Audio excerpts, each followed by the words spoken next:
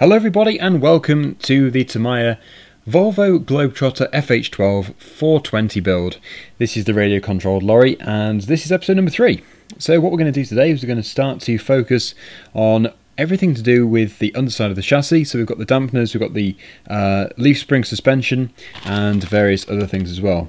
Attaching shackles, attaching the front axle, uprights, and yes, so basically within this episode, what we're going to do is we're going to do parts 8 to 12, which is the entire B bag. We've obviously used part A bag in the previous 2 episodes, but yeah, the entire bag is going to be used in this video. So it's going to depend on the length of each part, but I think this is going to be a pretty long video. But I really don't want to cut it because obviously this is the topic of today. The topic is the underside of the lorry, suspension, front axle, all that kind of stuff. Because the next episode, I probably shouldn't give it away, but it is all about the differentials, the rear axle, all that kind of stuff, and the rear leaf spring. So this is all about the front of the lorry, and the next episode is all about the back of the lorry. So yes, lots to do. Let me just cut the bag open. With such an expensive kit, it almost seems painful to open a plastic bag. Okay, that was slightly exaggerated. Are these blunt? They don't cut anymore. These were good scissors, these were. That's annoying. I would just rip into it, but I don't like to do that. Okay, well that is an interesting start to the video. We have actually discovered some scissors which do not cut. Great. Luckily, I have a backup pair, and these are supposed to be the children-friendly ones. The other ones are professional, and they don't cut either. This is turning into a really professional series. Does anybody in the audience have any scissors? It would be good if you did. If you could just send them through YouTube very quickly, it would be greatly appreciated.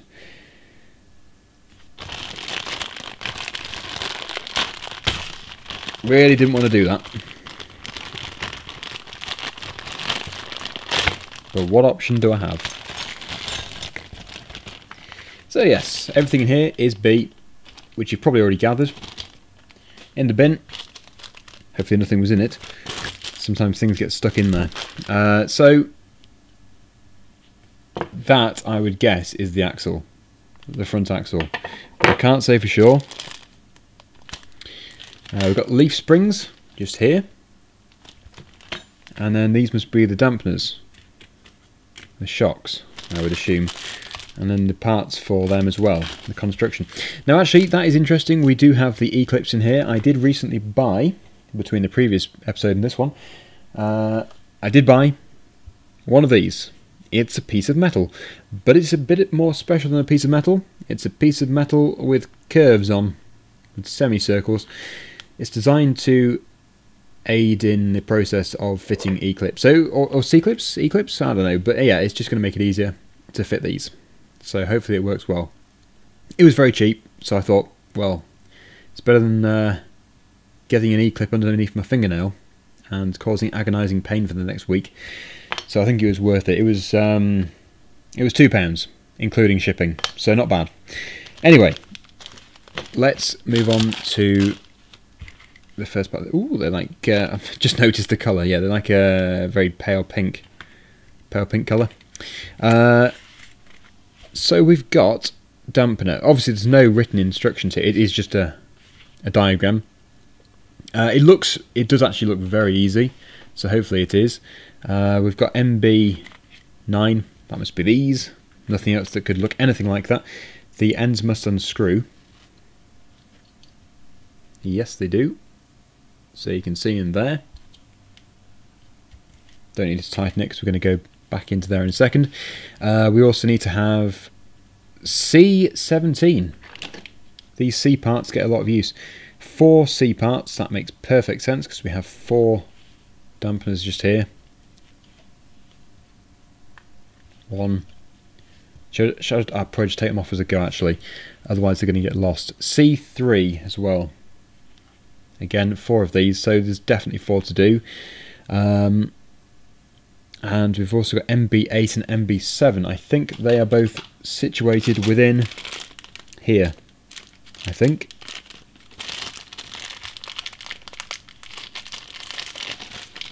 So I would guess that that is an MB7, one of those.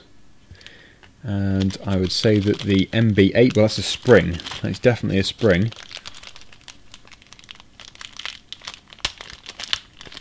Let's rip into here.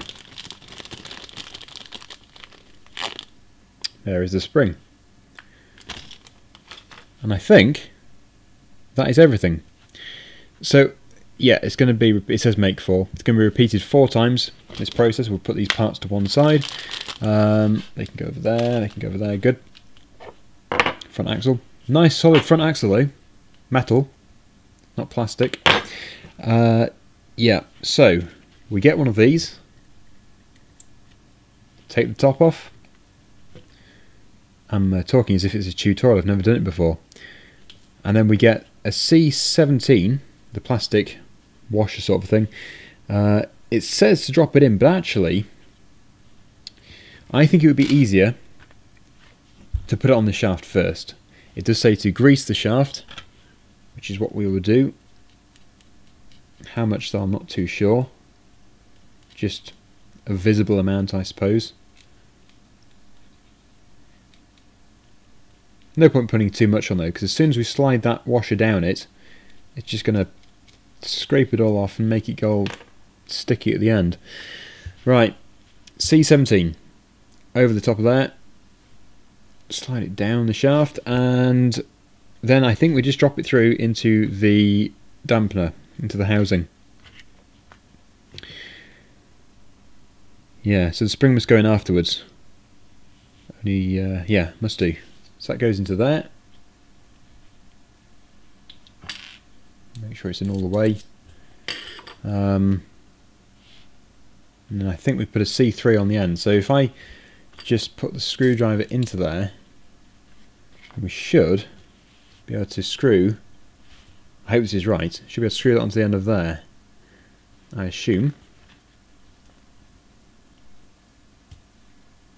Although actually it might be easier just to hold that there. Must be careful not to damage it though. We don't want any kind of grooves or indentations.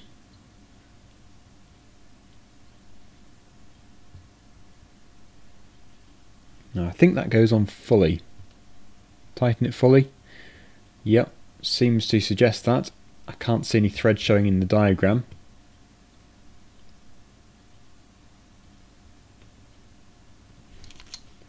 So there we go. That's on there. And then, yeah, put a spring in the end. So the spring, oh, bouncy spring. Spring goes in there. And then, yeah, I guess you just put the top on. Obviously it's always pushing against you at this stage.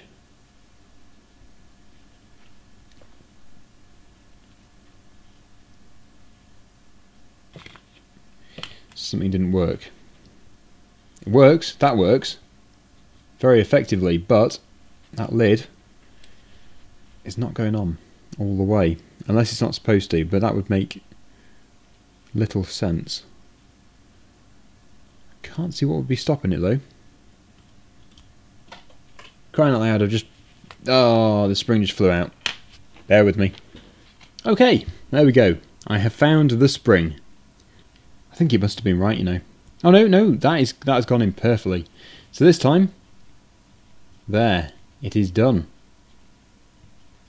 We have done one. Only 4 more to go.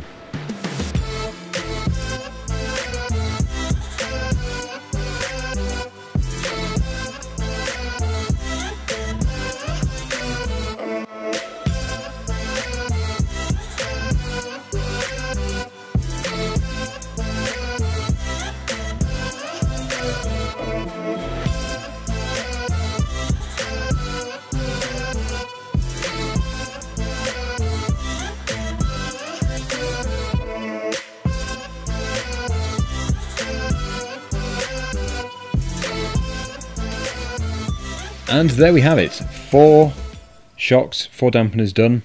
And let me just check to make sure they're working. I haven't actually checked them. That one's good. That one's good. Yep. And yep. Fantastic. So part number 8 is now completed, which means we only have part 9, 10, 11 and 12 left to go within this video. They don't look too big. Actually, I think number 9, the next part, which we're about to start, I would say that is the biggest part, but even that is just a case of fitting a few little parts onto here. It's obviously making things look bigger than they actually are, because it has to blow the entire diagram up. But yes, I think we should find the parts for part 9. Right, so let's move on to part number 9. And despite only being on part number 9, I think we've really progressed quite well. The chassis is obviously still fairly bare, but it is building up quite quickly. So part number 9 is all about adding the shackles. So this is going to include putting at least one more of the tie rods on, the connecting rods, steering rods, and also the 4 dampeners are going to have to be fitted, at least 2 of them at this stage. Also we've got some pieces to go on the side. You can't really see too well in the video, but yeah, we've got them. So I've just laid these out, just roughly. And I was just looking at them and I actually realised that there are 2 parts which look very similar. This is the part we need to use. This is part number MB10, but there is another part which, I don't know its number, but it looks incredibly similar. It's just mildly shorter, and that mildly shorter part will make a massive difference. In fact, it will prevent anything from being fitted. So it's a good job I spotted this early. So this first piece, which is part MB5 if you're interested, goes onto there. We then have this piece, which uses a lot of the space up. I think it is just simply a spacer. Another one, identical. We then have Q4, which is essentially just a plastic washer, and then this can be fitted to the side, and we've got quite a few holes just here, and from just briefly looking at the diagram, I would say it goes into this hole here. In fact, I don't think no, it doesn't fit in any others, so it definitely goes into there. And we should have a lock nut, which I've just got out, a very small nylock nut, and this is when you realise you need some tweezers. It is possible to do without them. Oh, and I just found this. Yeah, I just found this. I didn't know I had it, but I forgot. So, oh well. At least I can use it now. Although it is still a bit too tight to use it here, so what I'll do is I'll just hold it still with that tool and then do it up with the screwdriver. But having said this, I do need to make sure that the pieces MB5, which are called shackles, I need to make sure they sit upright, otherwise it's not going to work.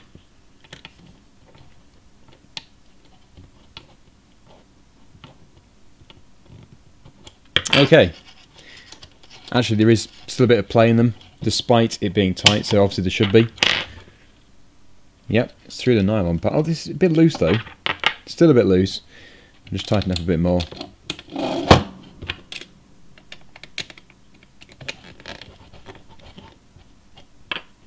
Okay, that is tight. There is still play in them, they do move, so they must be like that, I assume. Right, so what we're going to do is the exact same thing to the other side. I haven't actually got the parts out just yet, so I'm going to have to get those out of here. But as I've done one now, it's very straightforward. There's one, and there's 2 with the U-bolt. The U-bolt shouldn't be used yet. We then have, where did I put it? That one there. That piece there is used. That piece there. That is what looks identical, but it's a bit shorter. So I don't need that at this stage. But the good thing is you can't really go wrong, because even if you try to fit it, I should think it would be too short. It must be this one here. Yes, it is, because it's not shaded in on the diagram, which basically means it is the silver version. It's not the grey or the black screw. So if I put it onto here, we'll just build another one up. Very simple, just a little fiddly. And then we'll put the spacer on the end of there. Oh, and I'm going to have to find another screw. Oh, sorry, another nylock nut. Shouldn't be too difficult at this stage because we haven't used any. Well, I've used about 2.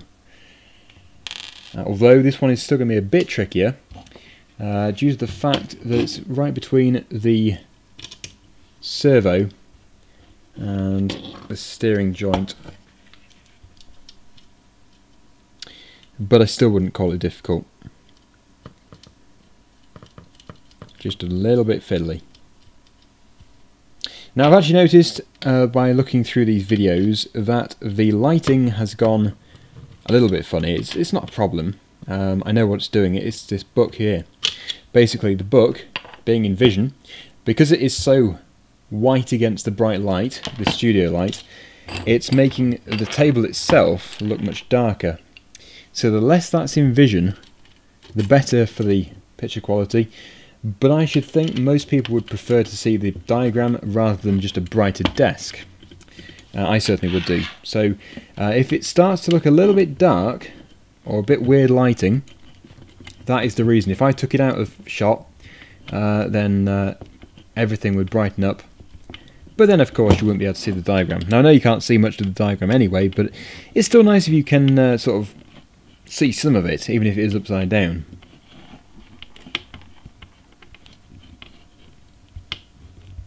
Right, so I'll just tighten that up. I think it's virtually done. There we go. Now my tool's stuck. Oh no. There we go. So yeah, the shackles are fitted to the side, which actually concludes the first piece to part number 9, which means we can now move on to the second piece, which is slightly further back, sitting more towards the shift servo, and this is going to require 2 shocks, which I made earlier, and BA6. Now BA6, that rings a bell. I think it is the same screws as what I threw across the table not so long ago. I don't know if it was filming at the time. I picked up the bag and they went flying across the table. Yep. It's just as exciting as that, really. So what we're going to do is, I think it is just a case of attaching them. Oh, hang on. MB4. That's a different looking part. The dampener collar. Okay, that's going to be one of these, I would assume. I'll get them both out. There we go. Yeah, so they're just essentially tubes, tapered tubes almost. Not quite tapered, there's just 2 different sizes joined together. So that should now enable me to fit a dampener, I would hope, or a shock. I think I just call them shocks. I tend to. How it fits though, that is another question. How on earth does that fit on there? Oh, I see, it goes in the bottom, right, okay. With an MA3, which I think is one of those grip nut, flange nut, yep. One of these. Right, so I think that is everything lined up. That is the longest thing, you know, that's what takes the longest out of everything. Just trying to find the parts. Let me just check the size of this bolt. If it's an MA6, if I've got the right one here, it should be 15mm.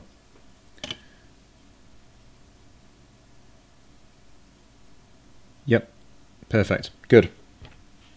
That's trying to roll away. So that must go in there. So that fits in there. And then we put this through from... Oh, that was bound to happen. Gravity, it's a wonderful thing. Yep, that's exactly how it fits. So you can see that's now on there. And then it just goes through this, which we put in earlier, pointing upwards. And then of course we put the flange nut on the other side. So it's just going to be a little bit tricky to begin with, but luckily it's not a lock nut as such, so it's not going to be really hard to screw on by hand. That is an extremely long screw. Interesting they chose such a long one. I wonder if that's right. I don't know. Can't argue with it though. If I start arguing with the book, then things are going to go pear-shaped. Actually, when you look at it, there isn't too much thread protruding, so it is about right. So I'll just tighten that up. Yep, get that done. I'll do the exact same thing to the other side. Now I think we just need to put the steering rod on after that, and then that'll be part number 9 done.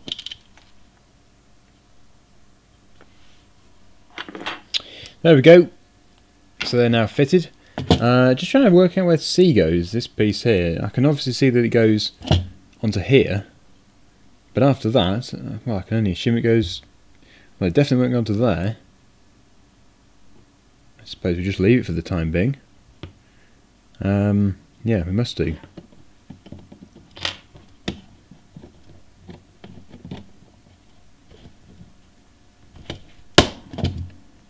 There we go.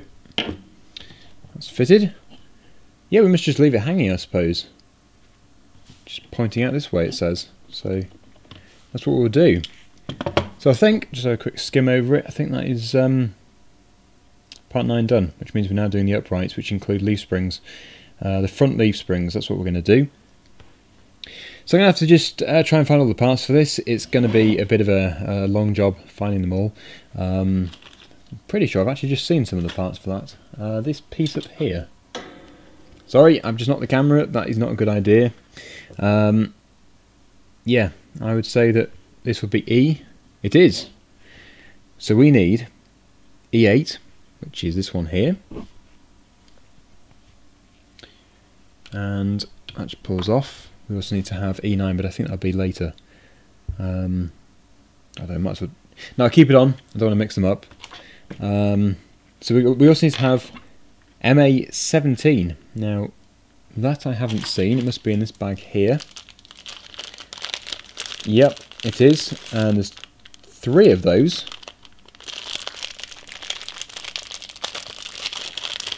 Now, within this bag, we do have many different strange looking things. There. And BA1. So it must be one of these.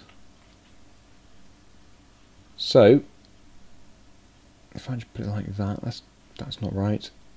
That's right. So that goes in from that direction, which means we put that in there. You can't go wrong, actually. And screw that into there.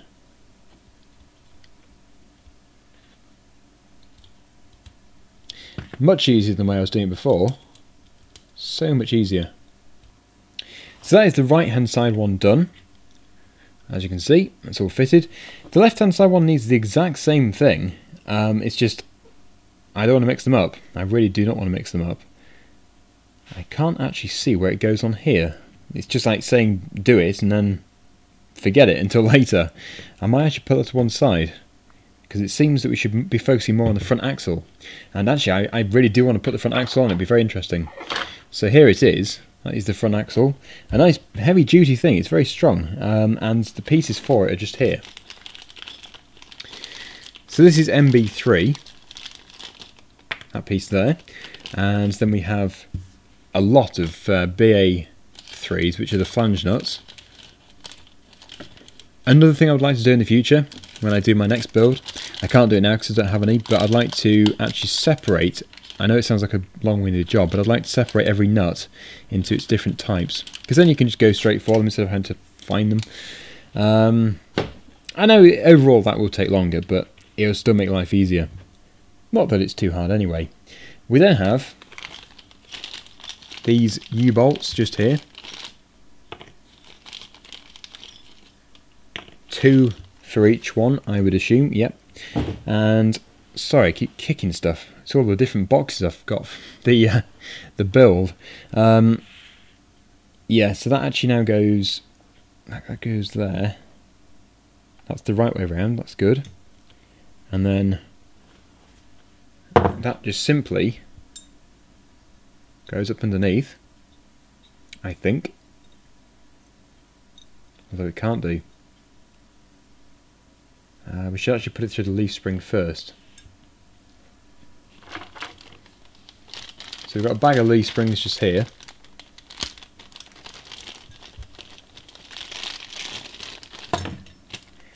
Two of them. And yeah. bolt them up underneath. But then how it gets over the chassis, sorry, over the axle, I'm not too sure. Because it seems a bit, yeah, maybe I got it wrong. Yeah, I think I've got it the wrong way around. Yes, I do. That should fit over that notch on there, like this. That actually fits in the groove, and then that will allow this to go up the other side of it. So yeah, again, it's another one of those fiddly jobs. Maybe I can get away with putting that up through there first. Not quite like that, but yeah, then just sliding it through.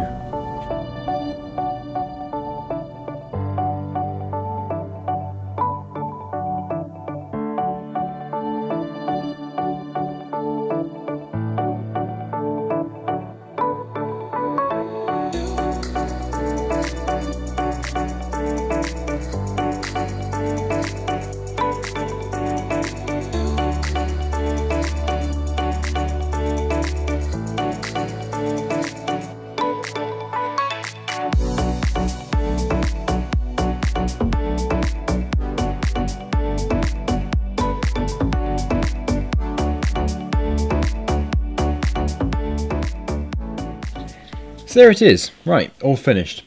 All we need to do now is do the left hand of what we did before, just here. I don't know why it's telling us to do it in this step, it just doesn't seem necessary, but there you go.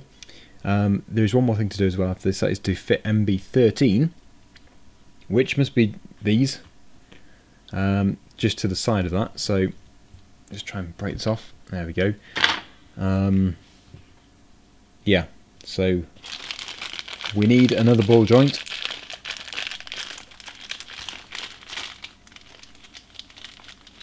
And I'll put that through there. We need to get another nut. Fit that into there. I didn't want to mix them up, but maybe it isn't easy to mix them up. Maybe it's fairly obvious and self-explanatory as to which ones go where. In which case, it doesn't matter. Good. So yeah, just to conclude, part number 10. These need to be fit onto. We need to fit these onto here somewhere.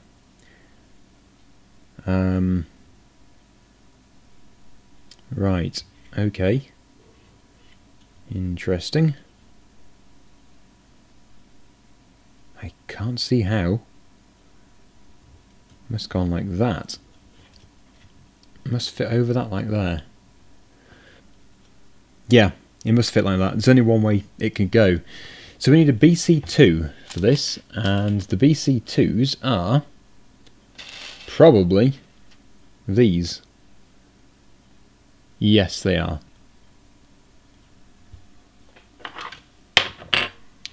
So I'll get that fitted. Should be very quick.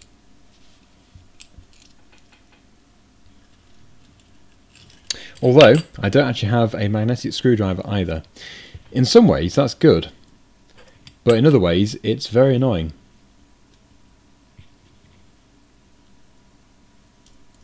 Tweezers, I would say, are the best, as it recommends. I do have long-nosed pliers, but that might be a bit extreme. And that's it done. So I think, again, that concludes number 10. So we can move on once again.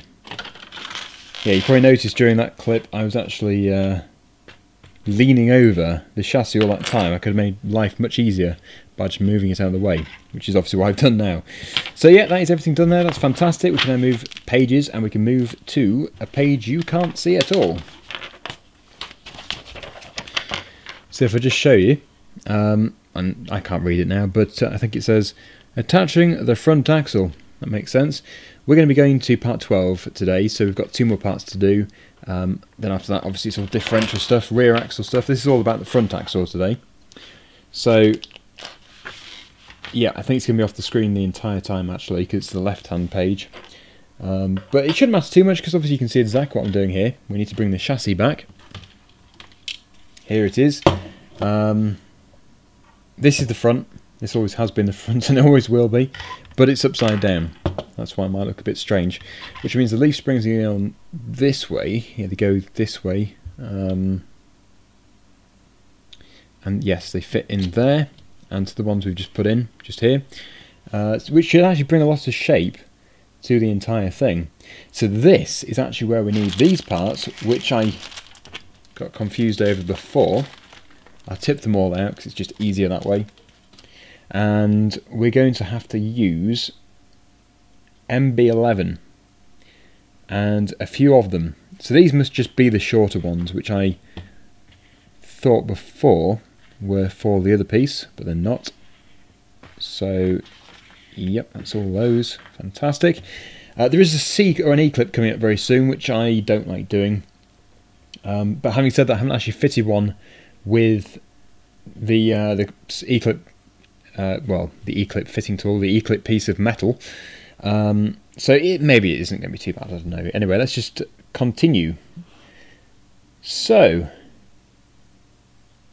many more BA2s. I think BA2s again are the lock nuts. It's going to require a few, and then we just put these through. From what I can tell, it shouldn't be too tricky. Actually, these back ones, the ones nearer to the back, are going to be harder than the ones at the front because they move. So yeah, it just goes straight through. Simple.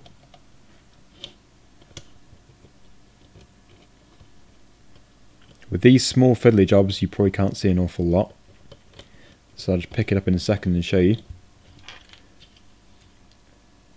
Just here. That's what I'm putting through. Just hold this piece on here.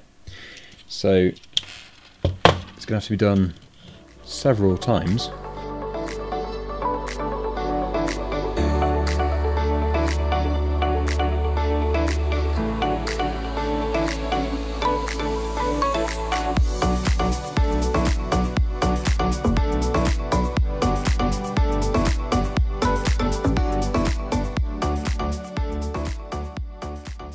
That's all fitted. It doesn't actually fit perfectly, like, there's a lot of play in it, but it must just be like that. I've used the right screws and everything. Well, I can check actually. MB11, I can measure it. Is MB11 mentioned? It is. It is 14 millimeters. I probably should have checked before, but there's nothing else that it can really be. Where's my ruler gone? Right in front of me. Unbelievable. Right. 14 millimeters. Yep, exactly. So it must just be like that. It must just have play. Probably for reasons which will become clear later. Yep, it is 14 millimeters. So it must just be like that. Probably for reasons which will become clear later on. So now what we're going to do is we're going to fit the shocks, if that is what it's suggesting. It does seem to be. So we've got 2 more shocks to fit. That is exactly what these are for. I've just spotted a problem though. I've just spotted a problem, and that is a disastrous problem. It's on back to front. That's annoying. That's better. Right, so it was a bit of a waste of time, but at least it's done now. So what we can do is put the shocks on properly. I did think it was strange. And I think really, if you ever get the feeling that something doesn't seem right, it probably isn't. Now, does it actually mention what we're using here? Yes, it does. More MB11s, that must be what the final ones are for. So maybe it is this that adds the rigidity. The only problem is now, you have to press it down a bit. I guess that is the idea of leaf springs. Still going to be a little bit tricky. Just getting it to fit. I suppose actually as well, we've got it is an adjustable end, so it could well be that we can just adjust it. But it really shouldn't need to be. It's just one of those cases where you got to battle with it a bit. Right, well, that's half in. It's only half in. It's almost there.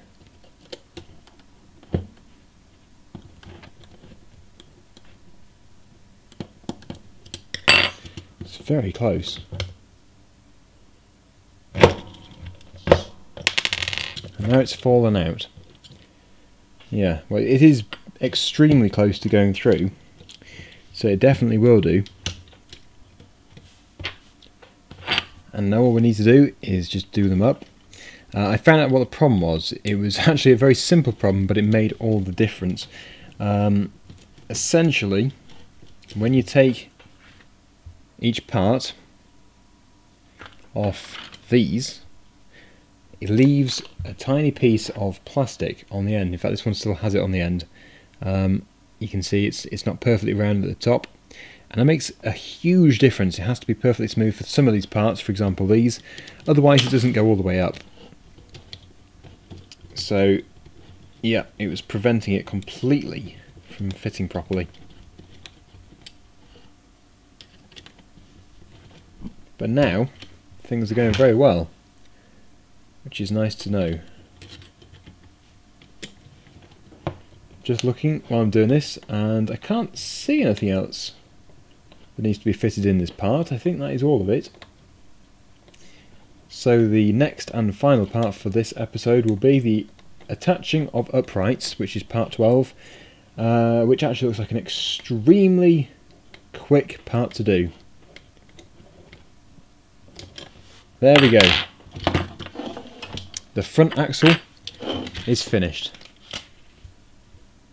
So there it is, in all its glory. I suppose, yeah, the reason why it's not fully tight is because it has to move.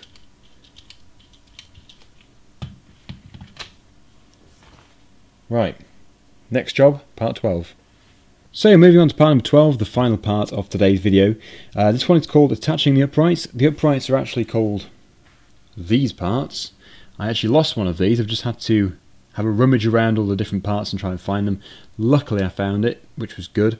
I've actually started to assemble things here, only briefly. I just literally just put this in here. Nothing has been missed. I did also grease the shafts, the two shafts which we're about to use, so it just saved a bit of time really. So what we have to do here is we have to fit the steering rod just there. That will eventually fit around here somewhere, I would have thought. And we basically have to use some E-clips which are roughly the same size as a grain of sand, so they're going to be incredibly fun to fit. It's a good job I bought the tool. I did buy a tool designed specifically, here it is, to install these. That is the end of it that we're going to be using. So yeah, that gives you an idea of how big the E-clip is. It's literally a piece of pressed metal, but it's actually quite effective. I had a quick go, and it's not easy. I've never been fond of E-clips, but E-clips are quite good. I've got to admit they do a fairly decent job, so they're definitely going to be the right pieces of hardware to use. Anyway, let's try and get these fitted. So the primary thing to remember here is that the ball joint here must sit near to the front of the lorry, actually, just here. So basically I would say that is for this side, the other side is for the other side. Let me just check. Yep, that's right, because it has to bend in slightly, so that is the right side for that. If I just put this into here, you can see there is a hole in there, just about. You put that into there.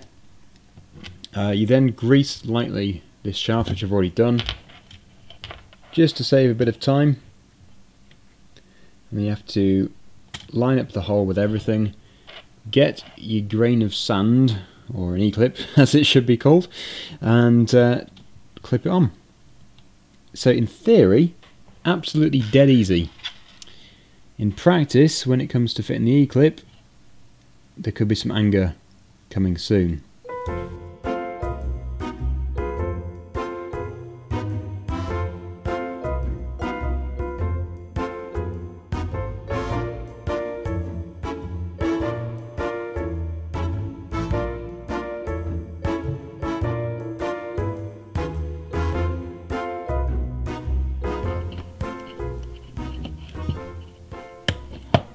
Yay, there we go. Only took 5 minutes. That's good. And wore my hand out completely. In fact, it's bruised my hand. And I've bent the tool by trying to do it for so long. Unbelievable. Maybe I'm just using it wrong. But there we go. They're fitted. I'm pretty sure, and I really hope that is done correctly. Some jobs I wouldn't mind redoing, which I've already done, but others I would be frustrated if I had to remove these again. So, in fact, actually, the only way of removing them, as far as I can see, is by using one of these cracker toys. A cracker screwdriver. Never have I been so pleased to have one. You can't say the things you get in crackers are bad, though, these days. They are very useful.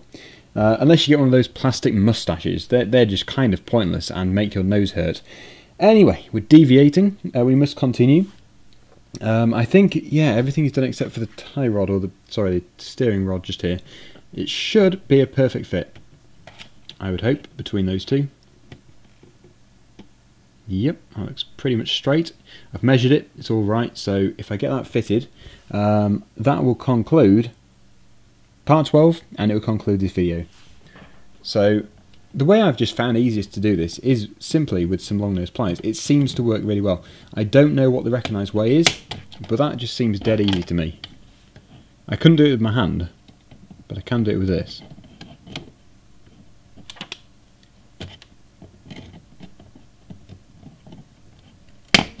There we go, done.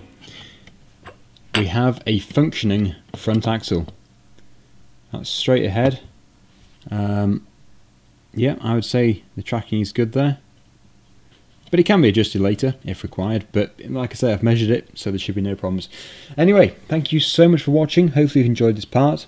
And until the next one, see you again very soon. Bye for now.